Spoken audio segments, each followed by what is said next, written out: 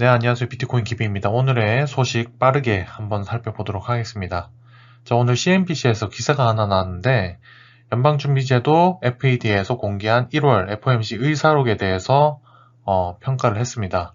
자, 의사록, 지금 보신 화면이 의사록인데, 여기서 이 인플레이션이라는 단어가 70번 넘게 등장을 했다고 합니다. 지금 시장이 우려했던 바는 사실 3월에 0.5%, 그러니까 0.5%포인트 인상, 인데 이것을 빅스텝이라고 하는데요. 이것과 같은 단서는 발견이 되지 않았지만, 시중에 돈을 걷어들이는 양적 긴축의 시기가 곧 도래할 것 같다는 의사가 좀 내비쳤다. 이렇게 분석을 할 수가 있을 것 같습니다. 자, 그리고 계속 얘기했던 제임스 블러드 세인트루이스 연준 총재 논평인데요. 3월 정책 기반자들이 만나기도 전에 대규모 금리 인상에 대한 시행 기대치를 높인 겁니다. 자, 미 연준 관리들은 1월에 전년 동기 대비 7.5%를 기록했던 높은 소비자 물가지수 인플레이션이 얼마나 공격적으로 대처해야 하는지에 대해서 의견이 엇갈리고 있다, 이렇게 전했습니다. 자, 그런데 이번에 또 0.5%포인트처럼 갑자기 빅 스텝을 하는 것에 대해서는 좀 점진적으로 가는 것이 바람직하다, 이렇게 경고를 했습니다. 회의간 금리 인상을 언급을 했고, 이제 이번 주 월요일 비공개 회의 이후에는 아직 긴급 조치가 발표되지는 않은 상황입니다. 자, 좀 정리를 하자면 3월에 좀 높은 확률로 0.5%포인트 인상에 대해서 강하게 무게가 실렸습니다. 제가 이번 주 화요일 내용에 다룬 것을 보게 되면 좀 상당한 확률로 93% 이상의 사람들이 이번에는 빅스텝, 즉 0.5%포인트 이상의 금리 인상이 아마 있을 것이다, 이렇게 했는데 요즘을 좀 다시 살펴보니까 그 수치가 좀 많이 내려왔습니다. 그러니까 올해 내에 여러 차례 금리 인상이라는 것은 불가피하지만 이번에 3월에 금리 인상에 대해서는 조금 더 살펴봐야 되겠다. 아직 그런 입장인 것 같습니다. 조금 더 관심 갖고 주의를 기울일 필요가 있을 것 같습니다. 자, 그리고 G20의 금융안정위원회, 이게 FSB라고 하는데 최근 보고서가 나왔는데 이걸 살펴보니까 암호화폐 시장 규모의 성장, 구조적 취약성, 전통 금융 시스템과의 연계성 등으로 인해서 암호화폐가 금융 안정성에 미치는 위험이 점점 커지고 있다고 지적을 했습니다. FSB는 암호화폐 시장과 전통 금융 시장의 상호 연계성이 확대되는 가운데 준비금리 취약한 스테이블 코인의 유동성 불일치, 그리고 신용 리스크, 단기 자금 시장으로서의 유출, 투자 레버리지 사용 증가 등의 위협이 커지고 있다라고 봤습니다. 자, 시장의 불투명성과 규제 감독 부재가 위험한 수준이다라고도 지적을 했습니다. 이외에도 자금 스탁, 사이버 범죄 노출, 랜섬웨어와 같은 낮은 이해도 역시 주의해야 할 사항으로 꼽았습니다. 그러면서도 아직은 암호화폐 시장의 규모가 작기 때문에 가격 변동성이 전통 금융 시장까지 파급되지는 않고 있다, 이렇게 덧붙였습니다.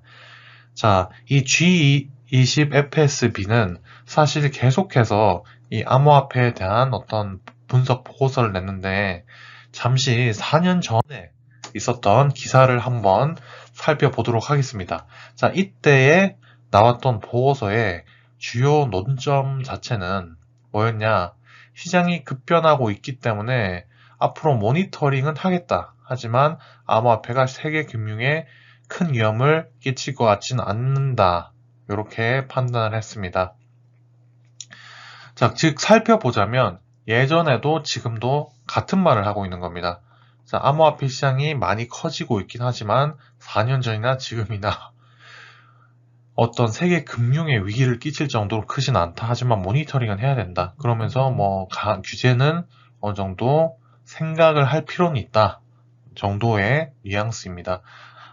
좀 보수적으로 접근하고 있는 것 같긴 하지만 여전히 이 규제를 적극적으로 하겠다, 이런 움직임 아직 없고, 그리고 4년 전과 비교를 했을 때, 그리고 경제에서 차지한 포션을 작게 보는 거 역시 동일하다. 그래서 뭐 맨날 똑같은 소리 하는 것처럼 보일 수도 있을 것 같네요.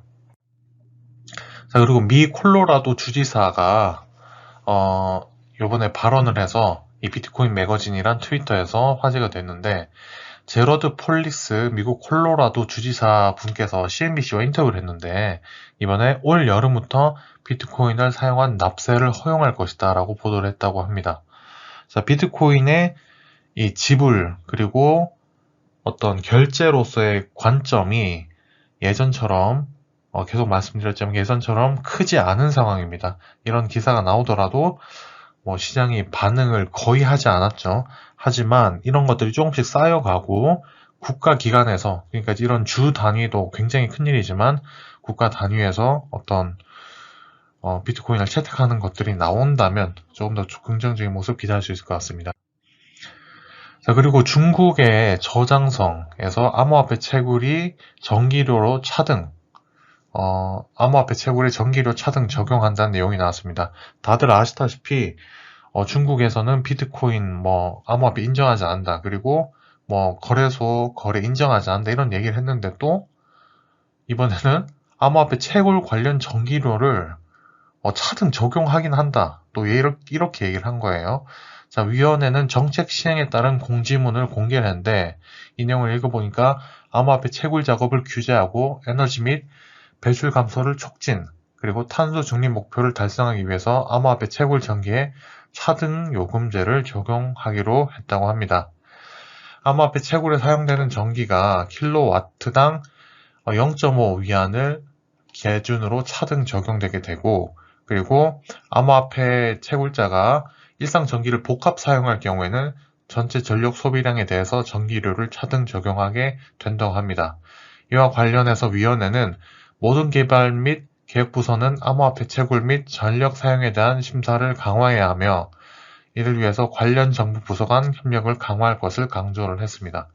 이에 따라서 우 블록체인은 중국 정부가 암호화폐 금지가 아닌 높은 전기요금을 적용함으로써 채굴을 규제하려는 의도로 해석할 수도 있다, 이렇게 평가를 했습니다. 자, 그리고 이제 비체인이라든지 중국 코인들 많이 있었죠. 오늘 사실 중국 관련된 코인들이 좀 많이 올랐습니다. 네오라든지. 그래서 중국이 무조건 암호화폐 금지한다. 그리고 또 언젠가 보면 중국 코인들이 또 주목을 받고 있고, 중국에서 또 블록체인을 이용한 뭔가가 나오고, 이렇게 중국에서 좀 움직임이 좀 예상을 할 수 없을 것 같습니다. 하지만 이 관점을 조금 더 들여다보게 되면 사실은 중국에서는 이 국가 단위에서 굉장히 통제된 형태의 어떤 이 블록체인 기술을 이용을 할 것이고, 그리고 시장 경제에서의 어떤 유통은 인정하지 않지만 국가 단위로서의 코인 그리고 암호화폐는 어느 정도 이용을 하거나 규제를 할 용의가 있는 것이다, 이렇게 볼 수가 있을 것 같습니다.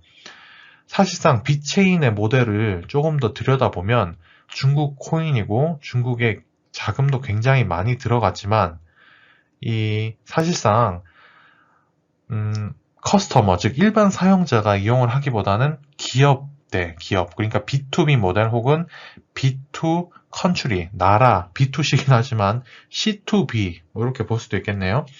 기업과 국가 간의 어떤 모델로도 해석될 수가 있습니다. 그래서 중국의 어떤 비트코인이 무조건 금지된다, 아니면 갑자기 중국에서 이런 걸 허용한다, 그럼 중국 코인 오른다, 이런 움직임은 사실상 투기적인 움직임으로 해석을 해야지, 조금 더 깊이 있는 이해를 하기 위해서는 조금 더 중국에 대해서 들여다볼 필요가 있다, 이렇게 생각을 합니다. 자, 그리고 이 양반 또 나왔습니다. 찰리 먼것인데요. 진짜 이번에 이번 사실 11월 하락장 때도 갑자기 큰 하락이 나왔는데 다들 기억하시겠지만 그때 어떤 변수가, 거시적 지표의 변수가 크게 나오지 않았음에도 막 4K, 5K씩 빠지는 일이 나타나는데 그 원인이 뭐냐라고 했을 때 이분이 지목이 된 적이 있습니다. 찰리 먼거는 워렌 버핏의 단짝이자 오랜 사업 파트너로 알려져 있는데요.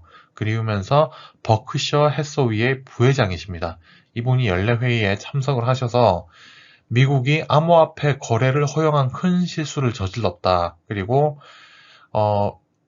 찰리 먼거는 비트코인을 경멸하며 비트코인은 성병 같은 존재, 그리고 그것에 투자하지 않았다는 사실에 자부심을 가지고 있으며 현대적이며 탈세, 납치 등에 사용되기 쉬움에도 불구하고 사람들은 그것을 환영한다. 이렇게 얘기를 했습니다. 일부 사람들은. 그래서 그것이 금지되어야 하고 암호화폐 금지 조치에 대해서 중국 정부가 하고 있는 것들이 굉장히 존경하고 있다. 이렇게 얘기를 했습니다. 우리는 이미 디지털 통화를 갖고 있고 그것은 바로 은행 계좌다. 이렇게 얘기를 했습니다. 이미 화폐가, 그러니까 현찰, 캐시가 있고 그리고 그것들을 은행 계좌로 액수로 볼 수가 있는데 이게 디지털 자산이 더 왜 필요하냐, 이런 입장으로 보입니다. 하지만 이런 발언들은 항상 나와왔고 그리고 이러한 사람들의 발언들이 좀 갑자기 그냥 하락적으로 많이 작용을 했지만 이 사람이 무슨 말을 한다고 해서 비트코인의 가치가 바뀌고 기술력이 바뀌는 건 절대 아닙니다. 하지만 이런 사람의 말이 어떤 기관이나 세력들의 어떤 매도세의 어떤 하나의 재료로서 쓰일 수는 있다. 그렇기 때문에 모니터링은 할 필요는 있을 것 같습니다. 즉 다시 얘기하면은 하락을 만들 거리를 탓을 하나로 돌릴 수가 있다는 거죠. 이런 말 하나하나를. 그래서 이런 것들이 나오면 무조건 하락이다, 아니면은 상승이다, 이렇게 보지 마시고 이것이 어떻게 어느 정도로 좀 움직임으로 작용할지에 예측치의 참고 정도만 하시면 좋을 것 같습니다. 그리고 일론 머스크가 오늘 또 리플 트윗을 남겼는데 2009년에 자기가 먼거와 점심을 먹었다. 근데 그때 테슬라가 실패한다고 말했다고 합니다. 이걸 읽어보시면 당시 나는 꽤 슬펐지만 그가 말하는 모든 가능성에 대해서 동의하고 우리가 실패할 수도 있지만 시도해볼 가치는 있다라고 말했다고 덧붙였습니다. 자, 그런데 결과가 어떻게 됐습니까? 지금 11년이 지났는 지금 보게 되면 머스크의 어떤 테슬라의 성공이 믿기지가 않겠죠, 먼거가. 그래서 이 먼거라는 사람의 어떤 그 성견지명이 무조건 맞다라는 것이 아닌 것에 아주 큰 반증이 등장을 한 겁니다. 자, 그리고 JP모건 수석 글로벌 전략가인 데이비드 켈리가 이번 비즈니스 인사이더와 인터뷰를 했는데 암호화폐 투자자는 막대한 손실을 입을 것이다, 이렇게 얘기를 했습니다. 지금 연준의 매파적 입장이 암호화폐 시장의 약세 촉매제 역할을 하게 될 것이다, 이렇게 얘기를 했는데, 그래서 매파적 입장이란 말은 무슨 말이냐면 금리를 올리는 입장이다, 이렇게 해석하시면 됩니다. 코로나 전염병으로 인해서 채권 수익률이 매우 낮은 수준으로 하락했고 투자자들은 암호화폐 및 수익성 없는 기술자와 같은 투기 시장에 집중을 했는데 실제로는 암호화폐는 아무런 실물이 없기 때문에 금리 인상기에 매우 취약하다, 이렇게 덧붙였습니다.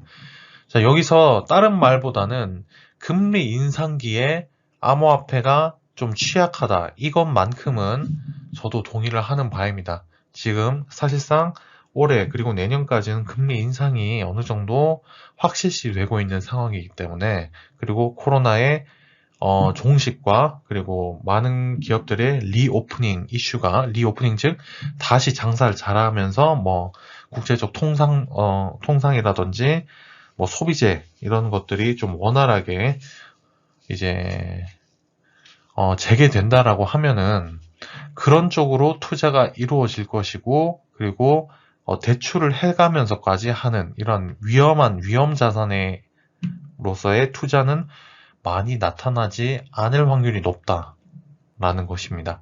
하지만 여기에서의 변수는 만약 어떤 수단을 쓰더라도 인플레이션이 잡히지 않을 가능성 역시 존재합니다.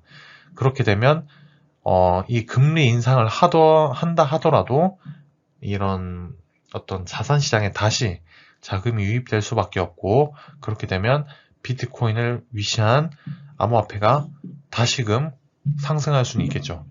자, 그러면 이런 시장에서 어떤 스탠스를 취해야 되냐?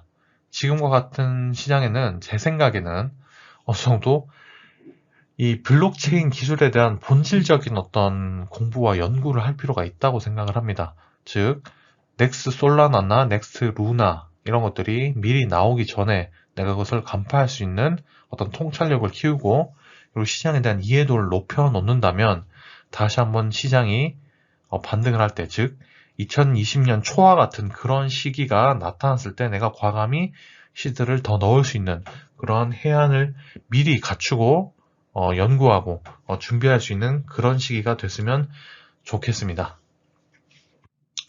자, 그리고 또 하나의 분석이 나왔는데, 블룸버그 통신에 따르면 미국 비트코인 중개업체 비투다가 최근 자체 분석 보고서를 통해서 비트코인 약세장은 일반적으로 증시보다 오래 지속되고 단기간 내 비트코인이 반등할 가능성이 낮으며 조정이 길어질 가능성이 높다라고 얘기했습니다. 자, 하지만 지금 차트적 분석을 해보면 계속해서 4,000달러의 어떤 초반에서 계속 머물고 있죠. 그리고 지지도 강하게 받는 것을 볼 수 있습니다. 그리고 현재 어떤 2021년의 초기 시장과 비교를 해본다면 그만큼 낙폭과 어떤 거래량을 비교했을 때 더 이상 추가적인 저점이 나오기 힘들다라는 분석 역시 있습니다. 그래서 이런 것들을 좀 종합을 해보자면 더 이상 내려갈 곳이 차트적인 어떤 모멘텀적으로 봤을 때는 부족한 것도 맞지만, 반대로 얘기하면 반등할 가능성조차 크지 않다, 이런 상황이라고 볼 수 있습니다. 자, 하지만 이런 것들은 어떻게 보면 차트적 분석일 뿐입니다. 여기서 어떤 거대한 거시적인 그리고 시장적인 큰 호재나 악재가 나오게 되면 이런 것들은 또 언제든 바뀔 수가 있습니다.